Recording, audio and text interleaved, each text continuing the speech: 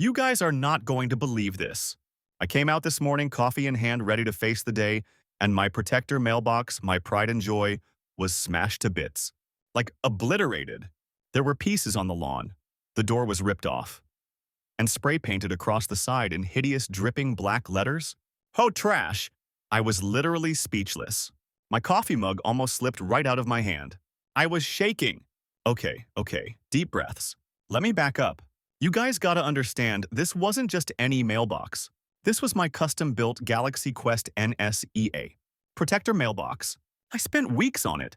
It had the perfect shade of nebula blue, the little hand-painted registry number. I even wired up tiny LED lights for the nacelles. It was glorious. It wasn't just a mailbox, it was art. It was hope. It was my little stand against the endless, soul-crushing beige of this neighborhood. Seriously, everything here is 50 shades of taupe. My mailbox was like a tiny, nerdy beacon saying, "Never give up, never surrender." And I knew. Oh, I knew instantly who did this. There was only one person in this entire subdivision capable of such pure, unadulterated malice. Brenda. Brenda the Blight Biggins, our HOA president. Let me tell you about Brenda. She got elected, like 2 months ago. Pretty sure she just nominated herself and no one else wanted the job. And she's been on a power trip ever since. She walks around like she's the queen of Beigelandia, clipboard in hand, ready to slap fines on anyone whose lawn dares to grow a quarter-inch too high. About a week ago, she came knocking. I opened the door and there she was looking like a bulldog chewing a wasp. She tapped her clipboard. "Mr. Miller," she said, in that voice that could curdle milk, "I need to address the non-compliant nature of your mail receptacle." I was like, "My mailbox?" "Precisely," she sniffed, adjusting her glasses. "It does not conform to the approved aesthetic spectrum outlined in Bylaw 7, subsection C, paragraph 2. I swear, you guys, I almost laughed. The approved aesthetic spectrum? Are we living in some kind of dystopian movie? It's a mailbox. It's fun. She was not amused. Fun, she said, like the word tasted bad, is not harmonious with community standards. This serves as your first official warning. Please rectify the situation within 14 days. Rectify? Who even talks like that? I tried to be reasonable. I really did. I said, "Brenda, with all due respect, it's just a mailbox. It makes people smile." She just gave me this icy stare and said, "Lack of conformity often invites unwanted attention. 14 days, Mr. Miller." And then she just turned and marched off, her sensible heels clicking ominously on the sidewalk. Unwanted attention. A threat. I knew it was a threat. So yeah, back to this morning. Standing there, staring at the wreckage of my beautiful protector, the little LED wires were ripped out. Someone took a hammer to this thing. And that spray paint. Ugh! And just as I'm trying to process the sheer awfulness of it all, guess who comes strolling down the sidewalk, walking her yappy little poodle named Princess Fluffernutter? I am not making that up. Brenda, the Blight, Biggins herself. She stops, puts on this fake, syrupy sad face. Oh my. "Michael! What on earth happened here?" I just stared at her. "Vandalism," she gasped, clutching her pearls. "Probably fake, just saying. How dreadful. You see?" She gestured vaguely at the smashed box. "This is precisely the kind of unwanted attention I warned you about. Perhaps if your mailbox were more subdued, this unfortunate incident could have been avoided." Can you believe she said that? Straight to my face, blaming me for what she clearly did. I nearly choked on my own spit, you guys. I wanted to scream, but I didn't. I just clenched my fists. My brain was whirring, despair turning into cold, hard fury. No way. No way was I letting this slide. She messed with the wrong nerd. She messed with the wrong mailbox. She messed with the spirit of the NSEA. Protector. Oh, Brenda, you have no idea what you just started. This isn't over. Not by a long shot, but that wasn't even the worst part. Oh no. You won't believe the letter I got in the mail literally the next day. My jaw? On the floor. Just wait. Okay, so where were we? Ah yes, the morning after the Great Mailbox Massacre. I was still reeling, you guys, trying to duct tape the poor protector back together just enough so the mail carrier wouldn't skip my house. And then the mail arrived. There it was. An official-looking envelope. HOA logo in the corner. My stomach just tanked. I ripped it open right there on the porch. And I just stared. It was a bill. A fine. For $500. $500. And the reason? Get this. Failure to maintain property appearance standards. Display of damaged and unsightly fixture, mailbox, and non-compliance with community aesthetic guidelines following official warning. She fined me for the mailbox she destroyed. The sheer, unmitigated gall. I was literally vibrating with rage. $500. That's like half my rent. Okay, not really, but still. It's a lot for a mailbox she trashed. I stomped inside, grabbed my phone, and immediately called the HOA office number. Straight to voicemail. And guess whose voice answered? You've reached the Homeowners Association office, Brenda's sickly sweet voice chirped. Our hours are 9 to 5, Monday through Friday, though response times may vary due to ongoing community beautification efforts. Please leave a message and remember, a tidy community is a happy community. I wanted to throw my phone across the room. I swear I could hear the smirk in her voice. I needed backup. I called Chad. Dude, I practically yelled into the phone. You are not going to believe what Brenda just pulled. I explained the fine. Chad was silent for a second. Then, predictably, 500? Oh man, Mikey, that's rough. Are you sure you want to fight this? Maybe just pay it. And you know, his voice dropped to a whisper. Paint the next mailbox beige? Beige? I screamed. Beige! Chad, have you been replaced by a pod person? This is about principle. This is about justice.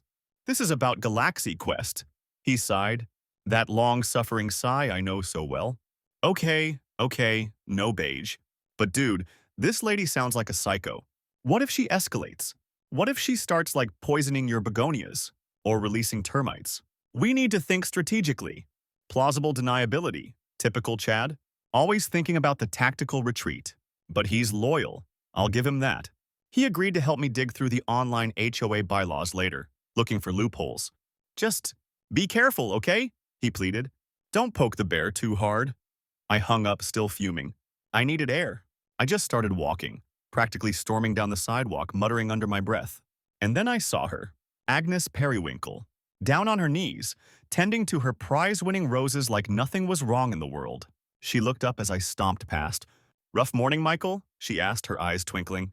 You have no idea, Agnes, I grumbled, stopping. It's Brenda. She smashed my mailbox and then fined me for it. Agnes just nodded slowly, snipping off a dead rose bloom with precision. Ah, Brenda, she said, like she was discussing a particularly stubborn weed. Yes.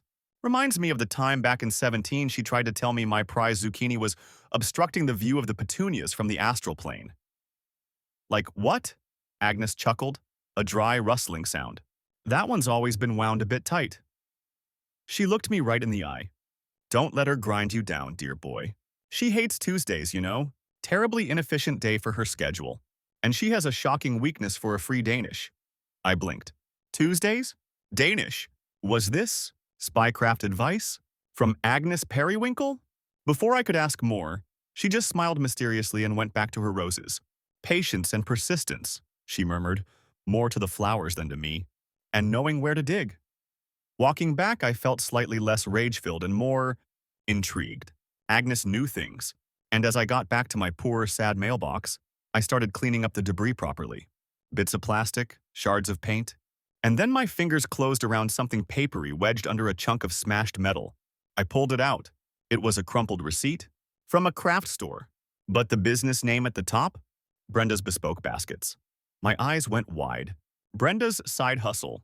The one she definitely didn't declare to the HOA because running a business from your home was strictly against Rule 14, subsection B. The very rule she used to shut down Mrs. Gable's little cupcake business last year. It wasn't much, just a receipt.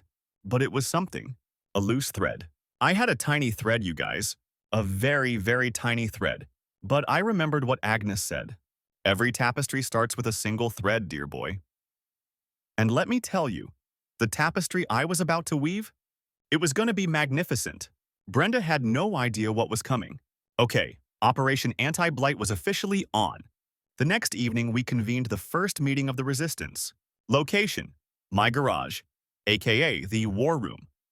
Attendees, me, Chad, and Agnes. Chad looked nervous, perched awkwardly on a toolbox. Okay, just so we're clear, he started, adjusting his glasses. Our objective is justice, not get Mikey arrested for harassment, right? Relax, Chad, I said, pacing excitedly in front of my workbench. This is gonna be surgical, precise, a masterpiece of righteous payback.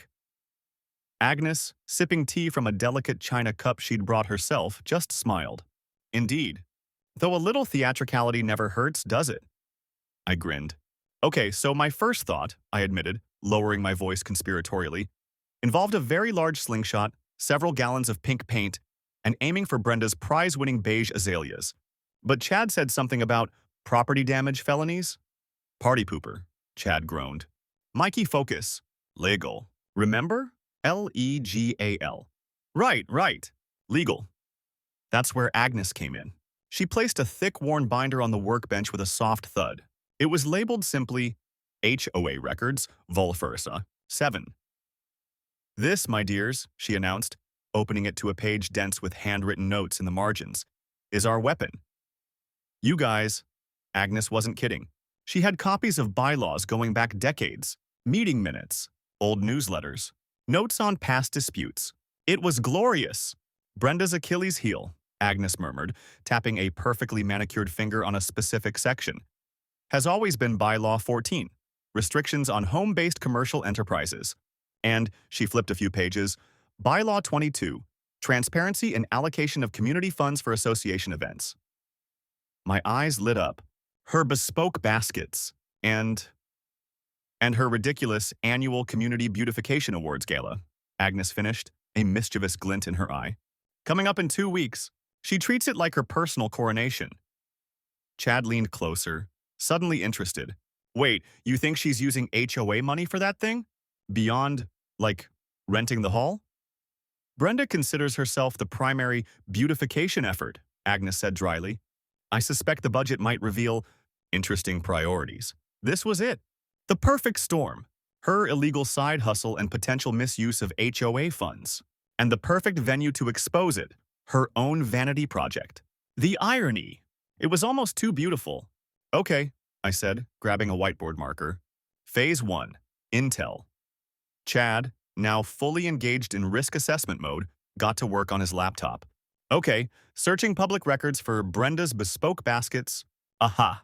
Registered last year. No business license filed with the city, though. Sloppy. Brenda. Very sloppy. Meanwhile, Agnes and I became the neighborhood's least likely spy duo.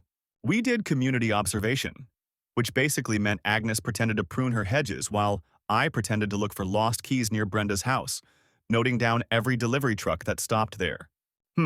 Large shipment from Craftopia Wholesale, Agnes would mutter, peering over her spectacles. Ribbon, I suspect. Excessive amounts of mauve. Brenda, meanwhile, was getting more unbearable as the gala approached. She was strutting around, clipboard seemingly fused to her hand, barking orders at the poor guy mowing the communal lawn, critiquing Mrs. Gable's new welcome mat. Far too whimsical, Janice. She's drunk on power, I whispered to Agnes one afternoon. Agnes just smiled. Pride goeth before a fall, dear boy, especially on poorly maintained sidewalks. The plan was solidifying. Gather concrete proof of the business and the gala budget shenanigans. Then, at the gala, during the Q&A session Brenda always insists on to soak up praise, we drop the bomb, publicly, using her precious bylaws against her. But then, disaster almost struck. I was trying to get a discreet video on my phone of a delivery guy dropping off 3 huge boxes, clearly labeled Basket Bonanza Inc., at Brenda's front door. I was hiding behind a conveniently large oak tree across the street. Suddenly, Brenda's front door opened. She stepped out, squinting suspiciously right at my tree. My heart leapt into my throat. I fumbled my phone, ducked down, and pretended to be violently tying my shoe. Like, really intensely tying it. Everything all right over there, Michael? She called out, her voice sharp with suspicion. Yep. Fine. Just, stubborn lace, I squeaked, not looking up. My face was burning. I could feel her eyes on me. After what felt like an eternity, she sniffed disdainfully and went back inside. Close call. Way too close. I scrambled back to my house, heart pounding. A near miss, Agnes commented later over tea. She sees everything. Perhaps direct surveillance is too risky. We need something less conspicuous. Something already on the inside. Like what? Chad asked, looking pale. Are you suggesting we bug her house? Because I am not hacking the HOA treasurer's email. Agnes just smiled that cryptic smile again. Oh, nothing quite so. Digital, dear Chad. Sometimes the oldest methods are the most effective. She tapped the thick binder. Brenda may control the present, but I have the archives. And I know Timothy. Timothy? Timid Tim, the HOA treasurer? What about him? I asked. Agnes winked. Timothy, she said, keeps meticulous records, especially when he's worried. And Brenda? Well, Brenda makes Timothy very, very worried. You guys, I had no idea what Agnes was planning, but the way she said it, I knew our smoking gun was within reach. This was getting seriously next level. Just wait until you hear what she dug up. Okay? You guys, gala night. The tension? You could cut it with one of Brenda's artisanal basket-weaving knives. 2 days before, Agnes had worked her magic. I don't know exactly how she did it. Maybe she baked Timid Tim some scones. Maybe she reminded him about that unfortunate incident with the sprinklers back in 2009. But she did it. She met me at our usual spot by her prize-winning roses, a single folded piece of paper in her hand. A draft of the gala budget, Michael, she said, handing it over with the solemnity of someone passing state secrets. Timothy was persuaded that a second pair of eyes might ensure accuracy. I unfolded it. My jaw dropped. Chad, peering over my shoulder via video call, he was too nervous to be seen near Agnes's house pre-gala, actually gasped. It was better than we imagined. Right there, in black and white, under event expenses. Keynote speaker, appearance fee. B. Biggins. $250. She was paying herself to speak? Hostess attire and styling allowance, $500. $500 for a dress? Volunteer appreciation gifts. Source? B. Biggins bespoke baskets. $1,000. $1,000 of HOA money spent on her own illegal side business. She's ripping off the HOA, I yelled. This is the smoking gun. It's a whole freaking arsenal. Agnes just smiled calmly. Precisely. Shall we proceed? Fast forward to the gala, held in the community hall, which Brenda had decorated in what I can only describe as early American dictator style. Lots of beige bunting, plastic ferns, and slightly blurry photos of Brenda pointing at things. The canapes looked suspicious. The punch tasted vaguely of regret. And Timid Tim, the treasurer, kept dabbing his forehead with a handkerchief, looking like he was about to throw up. Chad, Agnes, and I found seats near the back, but with a clear view of the stage. Chad looked sharp but was sweating slightly, and Agnes, resplendent in a lavender pantsuit, looked utterly serene. I had my phone ready. Chad had the budget scans loaded onto a discreet thumb drive for the hall's projector, and Agnes just looked like she was enjoying the show. Brenda took the stage like she was accepting an Oscar, beaming, clutching a microphone. Welcome, welcome, she trilled, adjusting her truly unfortunate ruffled blouse. To our 3rd annual Community Beautification Awards Gala, a night to celebrate harmony, conformity, and the tireless efforts, she paused for emphasis, led by yours truly to maintain our neighborhood's aesthetic integrity. She droned on for what felt like hours, about shrub symmetry, about approved mailbox colors. I swear she glared at me. About the importance of following rules. Finally, she said, and now, before we announce the winner of the coveted Golden Gnome Award for Landscaping Excellence, I'd be happy to take 1 or 2 questions from the community. This was it. My heart was pounding. Agnes gave me a tiny, almost imperceptible nod. I stood up. My voice felt weirdly calm. Excuse me, Brenda? All heads turned. Brenda blinked, her smile tightening slightly. Yes. Michael? Before we get to the Golden Gnome, I said, keeping my voice steady. Some of us had a few questions about the budget for this lovely event, and perhaps some clarification on Bylaw 14 regarding home-based businesses. You could hear a pin drop. Brenda's smile vanished. I assure you, Michael, all expenditures were board-approved and are perfectly in line with... Are they? I interrupted, holding up my phone displaying the receipt scan. Because I have here evidence of Brenda's bespoke baskets, an unregistered business being run from your home. And, I nodded to Chad, who smoothly walked up to the little tech table and plugged in his thumb drive. Suddenly, projected onto the screen behind Brenda's head was the damning budget spreadsheet, the $500 dress allowance, the $1,000 for her own baskets, the $250 speaker fee. Gasps rippled through the crowd. People were pointing, whispering. Brenda spun around, saw the screen, and her face went through about 5 different colors. Smug to confused, to pale, to blotchy purple-red rage. It was like watching a science experiment go beautifully, horribly wrong. Furthermore, Agnes's clear voice cut through the stunned silence, standing up beside me. Bylaw 22, subsection D, explicitly prohibits board members from self-dealing or using HOA funds for personal enrichment or unapproved personal businesses. Timothy, she turned to the treasurer, who looked like he might actually faint. Perhaps you can confirm these budget lines? Brenda lost it. This is an outrage, she shrieked, her voice cracking. A conspiracy. You're all just jealous. Jealous of my leadership. Jealous of my beautiful baskets. She actually lunged towards the projector, trying to block the screen with her body. This is my gala. You can't do this to me. The crowd was just silent, watching, mortified. It was the most gloriously awkward implosion I have ever witnessed. And then, the bravest man in the room, Timid Tim, bless his beige little heart, actually straightened his tie, took a deep breath, and stood up. Brenda, he said, his voice surprisingly firm, I think we need to have a board meeting. Immediately. The look on Brenda's face, pure sputtering disbelief turning into utter panic. Oh, you better believe karma had just arrived, checked its coat, and was heading straight for the buffet. This was better than I could have dreamed. You guys, the aftermath of that gala meltdown. Epic. Absolute chaos, but the best kind of chaos. So, the board had their emergency meeting right then and there, in a little side room off the main hall. We could hear raised voices, mostly Brenda's shrieking, even through the closed door. Chad, Agnes, and I just sat there, trying not to look too smug, while the rest of the neighborhood milled around, whispering excitedly. It was like the season finale of a reality show none of us knew we were starring in. Apparently, according to Timid Tim later, who seemed to have grown a spine overnight, it was amazing. Brenda tried everything. She tried filibustering by reading the entire HOA section on approved fence stains out loud. She tried blaming Tim for clerical errors.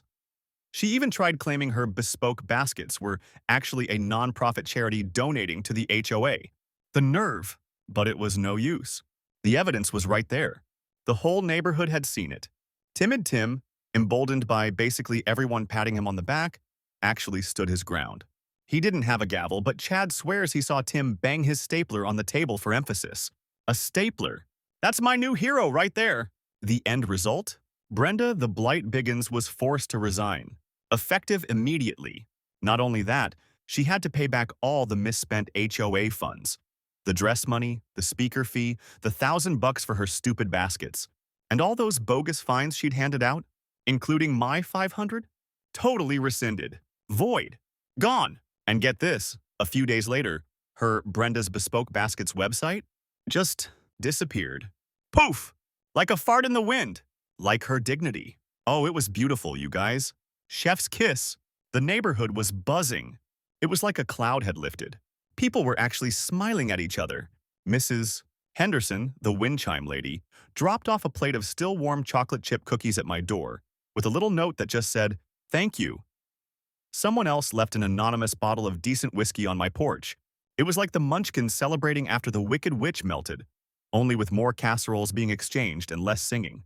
People started sharing their own Brenda horror stories openly, laughing about them. But the absolute best part? The cherry on top of the karma sundae? They needed an interim HOA president while they figured things out. And guess who got nominated and then elected by basically unanimous decision at a hastily called community meeting? Agnes, the archive. Periwinkle. I am not kidding. President Agnes.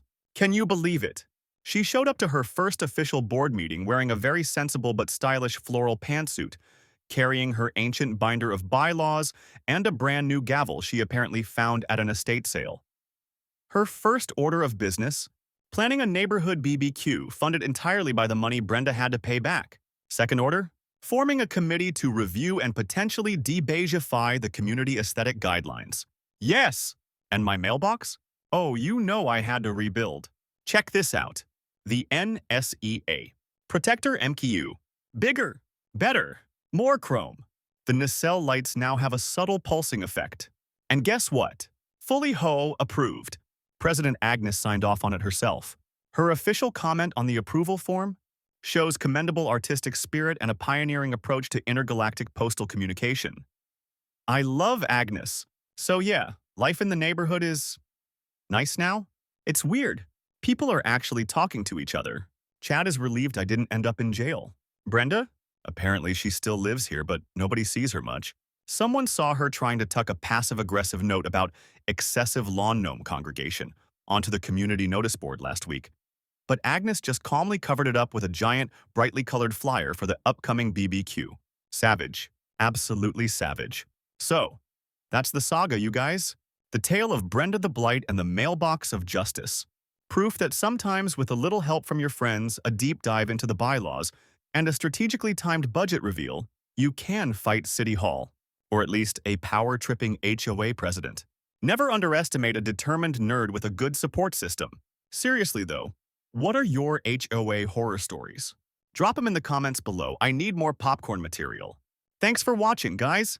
Hit that like button if you enjoyed Brenda's downfall, and definitely subscribe because honestly, with Agnes at the helm now, who knows what kind of awesome shenanigans this neighborhood will cook up next. Peace out, Galaxy Questers. Never give up, never surrender.